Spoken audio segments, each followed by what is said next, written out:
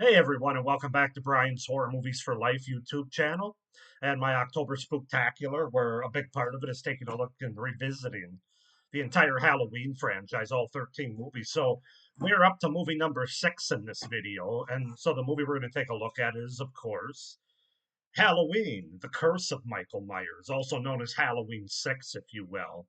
So yeah, let's talk about Halloween 6, The Curse of Michael Myers, which I have on a standard DVD here by Dimension Home Video. But yeah, The Curse of Michael Myers. Excuse me. This is kind of a mixed bag movie for me. I do think it's a little better than Part 5, which isn't necessarily high praise. But it's got a lot of problems too. But as normal, I'm going to give you my thoughts about what I like about Halloween, The Curse of Michael Myers.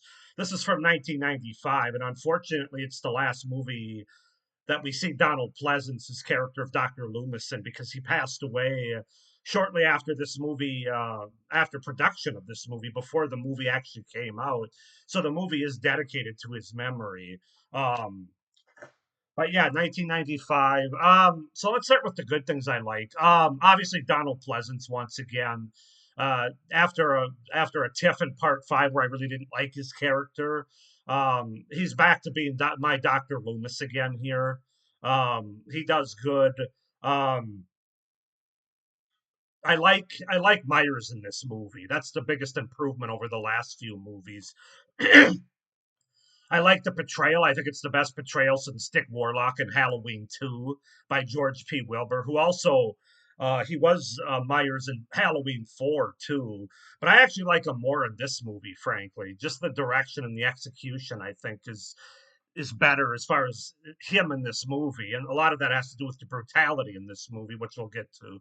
Um, but I also like the mask a lot better. I mean, the mask isn't as good as the first two movies, but it's certainly better than the last two movies, Halloween 4 and 5, which I talked about how much I hated the mask and how terrible it was. This movie, it almost looks like a claymation, like a clay molding of the white mask. But it does serve a lot better. I do like it better certainly than 4 and 5. So yeah, that's my biggest compliment to this movie is Michael Myers. Um, the portrayal of him. It's one of the better portrayals. It's one of the better masks. Um, and he's brutal in this movie. I mean, it is, on this movie, I don't necessarily think it's the scariest Halloween of them all, like they say up here. Academy of Science Fiction, Fantasy, and Horror Films. That's their quote. Um, but up to this point, it is the most brutal Michael Myers has been in any Halloween movie. Um, Obviously, after the first movie, which was more about the suspense and everything, and less about the blood and the gore, it's ratcheted up more in each movie since then with Myers.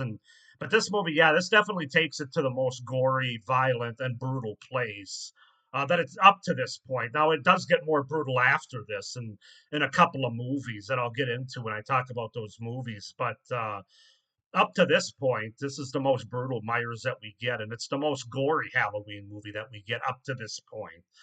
So those are some of my pros there. I also really like the atmosphere in this movie. I think this is one of the better Halloween atmospheric movies in the entire franchise. Right there with parts 3 and 4, in my opinion, because they have it's not necessarily trick or treating, because in this movie they kind of banned Halloween at this point because of what happened in part 5, where not only is Myers back killing people, but then, of course, the police station at the end of that movie gets shot up, and Jamie gets kidnapped by the Man in Black and Michael. So they basically just said that's enough Halloween celebration forever in Haddonfield. And in this movie, there's an effort to try to bring Halloween back. Uh, they have this Halloween party, almost like a it's almost um, like a Halloween pep fest or something. But you got a lot of good Halloween atmosphere there with people in costumes and decorations, and Just a lot of good Halloween vibes and atmosphere in this movie. I also think overall this movie is certainly more atmospheric than Part Five was, which I don't need to get back into that again. But if you watched my review, you know that that movie was kind of, or my thoughts, I should say. I keep saying review; these aren't reviews. I have reviews on my channel from 4 or 5 years ago on each of these movies. These are thoughts on each of these movies as that I'm revisiting them. Where was I going with this? The atmosphere, I think, is just better from an execution standpoint, from a filming standpoint. The atmosphere was not great in Halloween 5. Let's just be honest about it. That's Halloween vibes aside. I feel like the atmosphere and the dark. There's a lot of this takes place at night. There's a lot more stalking and things like that. That especially at the beginning of the movie, but even now throughout the whole movie, actually, that I really enjoy and like about this movie. So yeah, I'm trying to think what else, if there's anything else, as far as positives go. Um, no, it's mostly atmosphere. It's mostly the kills and the gore and Michael Myers being brutal and the look of Myers and the portrayal of Michaels. Those are my positives, I think, for the Curse of Michael Myers. Now let's get on to the negatives. And it's really storyline. This is where they throw way too much at the screen. They set up a lot of different things and don't really go anywhere with any of them. With the Curse of Thorn, they started to introduce that in Part Five as we started to see the Man in Black walking around. In this movie, he's revealed, and let's just say it's the most anticlimactic reveal and disappointment of any intriguing storyline in any franchise that we've ever had. It ends up being, and this is, these are spoiler free, so I'm sorry if I'm ruining this for you. It's your fault. This movie's been out for 30 years, for Christ's sake. Uh, um, but it happens to be another doctor from Smith's Grove that Loomis worked with for all these years. That's basically created this cult to try to control evil and try to control Myers. Um, it's just so convoluted, man. It just doesn't. Nothing goes anywhere in this movie, to be honest with you, as far as the story's concerned. And then if that wasn't bad enough, you can tell with this movie they had a different set of creators and producers for this movie than they had the first five movies. And you can tell they kind of wanted to do their own thing, but they had to wrap up how Halloween 5 ended. So they just unceremoniously kill off Jamie Lloyd um, at the beginning of this movie. Like it's like Nightmare on Elm Street 4, where they just kill off um the Dream Warriors like in the first 10 or 15 minutes of the movie. That's what they do with Jamie Lloyd here in this movie, who's not played by Danielle Harrison. That's another problem that I'll get into shortly. But to have a character that's been so important to this franchise and just arbitrarily kill him as they would do in another movie a few movies on from now, which I'll get into at the time.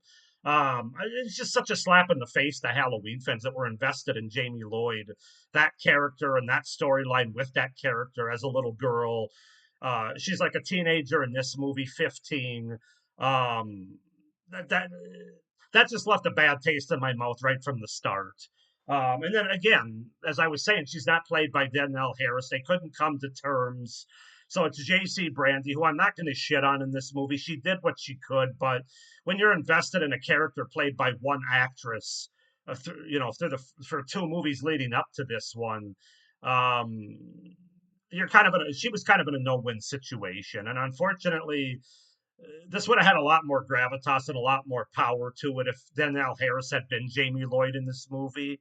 I still don't like the direction they would have gone in this movie with killing her so shortly. And that's probably part of the reason that she didn't want to do it again. That, and from what I've told, they basically, at least from Danielle Harris's standpoint, they basically slapped her. It was like a slap in the face to her because they basically wanted to give her like minimum wage Hollywood style to come back and be in this movie, and their justification was, well, you're only like in the first act and really the first half of the first act of this movie. We're not going to give you all kinds of money, and that was terrible to me because regardless of how much Danielle Harris was going to be in the movie as that character, she'd done enough in this franchise to justify paying her at least you know, I don't think she deserved to get the world's, like $1 billion or anything. And I don't think she was asking for that. But you got to show respect to that character and that actress. And so they really messed up by that whole thing there. Um,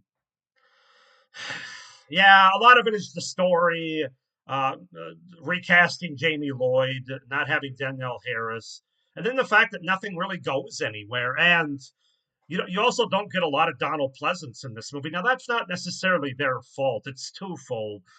Obviously, everybody knows there's two different versions to this movie, and I'm just talking about the theatrical version. I have never seen the producer's cut.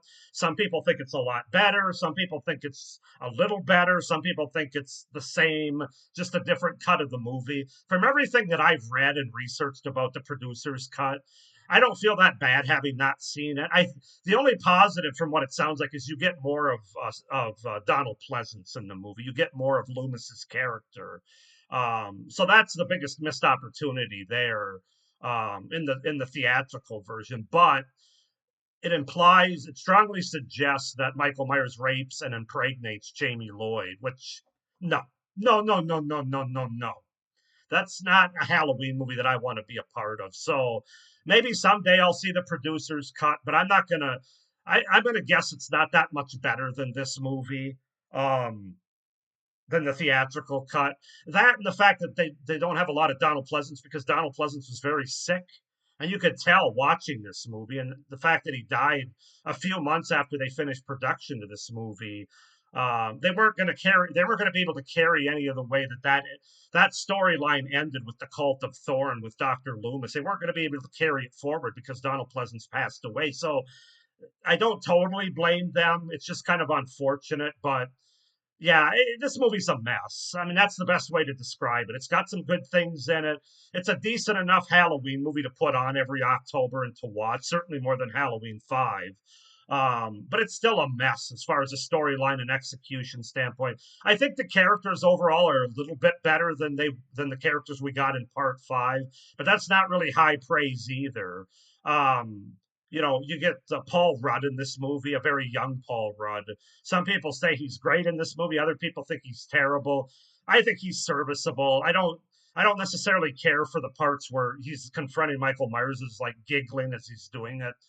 It does really show the amateurish performance that he was at this point of his career. He's obviously a better actor now than he was in 1994. Spoiler, not a surprise, but the characters are okay. They're not great. They're not the worst in the franchise. They're better than part 5, not as good as part 4. So yeah, and as far as the directing goes, not great, but I do like it better. Again, this movie is helped by the fact that part 5 is so dreadful before it. So I'm just going to leave it there. But Halloween, The Curse of Michael Myers, it's a mixed bag movie. It's kind of going to be right in the middle at the end of the day for me in this entire franchise. I don't hate it. I can watch it, but man, it's a mess of a movie, especially from a story and execution standpoint. So go ahead and give me your thoughts down below on Halloween, The Curse of Michael Myers from 1995.